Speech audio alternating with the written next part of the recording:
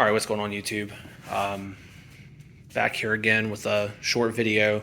I've been kind of off of social media, been off of YouTube in terms of uploading, didn't have a lot of content, had a lot going on, a lot of travel and things like that.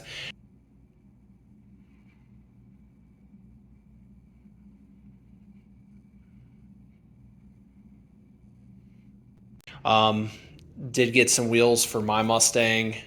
I'll do a video on that eventually. Just haven't got around to it yet. Currently, we have my wife's car in the garage. It's going to be getting some things. Mainly, this is up on a jack right now due to the ball joint needs to be replaced. But we'll get to that once those parts arrive. The one thing I wanted to cover was it does have, it's an S&R intake that we got, as well as, I don't know if you can see it in there, we do have an upgraded front mount. This is a no-name eBay brand, much like the one that American Muscle sells. American Muscle has one that is basically the same thing, just a no-name. The real big issue with these, you can see it's my upper cover there for my car. But you have to pull the shutter out, which is fine. There's no check engine lights or anything like that. Very simple, just unplug it because the performance pack cars do not have that for the Ecoboost. The front mount, this is the factory one. It's actually overall really thin. The issue with buying the eBay one is you can do two things. You can either drill out the mass airflow hole that's on the intercooler, which you have to worry about shards of metal getting in there. So my recommendation is put some tape or something behind it on the inside, something to block that, and then vacuum it out really good and clean it out really good. Or two, what I did was shave down the sensor. Now the problem with shaving down the sensor is I was able to shave it down, but at one point I was test fitting it and it cracked and it broke part of the sensor off. Obviously, that's kind of a problem. Not so much. In this case, we got to bolt it up. There's no issues. It works just fine. So you can do that. My recommendation is to drill out the hole or just buy a different intercooler if you don't feel comfortable doing that. There's plenty of other options. There's the CV Fab, which is $150 more. Really, really good intercooler for the money.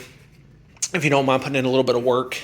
Recommendation too, when you get it, be very careful. Check the inside of the intercooler. I did and found a large string of metal. It was like an aluminum shaving. It was probably around 6 inches long. And I used some needle nose pliers to pull it out. And then I vacuumed with a shop vac to make sure it was clean, to get everything out of there. So I do recommend watching out for that. But overall, for the money, I think the intercooler was $200. I like it.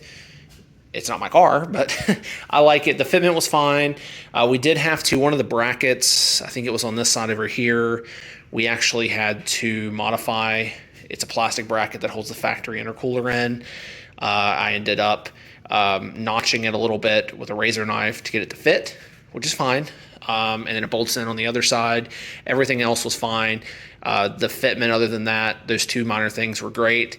For me, it was worth saving some money. I mean, looking at it, it looks very similar to a Mishimoto style intercooler. So I don't know if it's a direct copy. I don't know if they have the same suppliers. I don't know any of that. I'm just saying it looks very similar.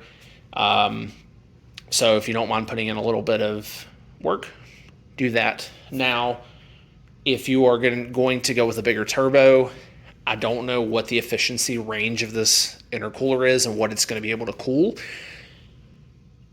If we went with like an NX2 turbo on this, probably would upgrade to something else. Maybe like a CV Race. I think they're good for, I think it's over 500. Maybe it's 600 horsepower. I think that's the one that PD Tuning uses. So if you're going to go with a bigger turbo, I don't know if this intercooler can keep up.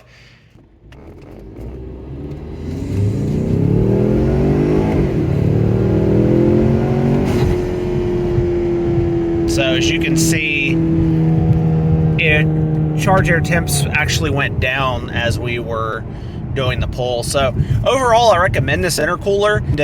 I'd say if you're going to stay on stock turbo, this is fine. If you're going to go upgraded turbo, then you should probably go with another option. I feel like maybe like a CPE or Levels, if they're still around, or CV Fab would be better options for you. But anyway, thank you guys for watching.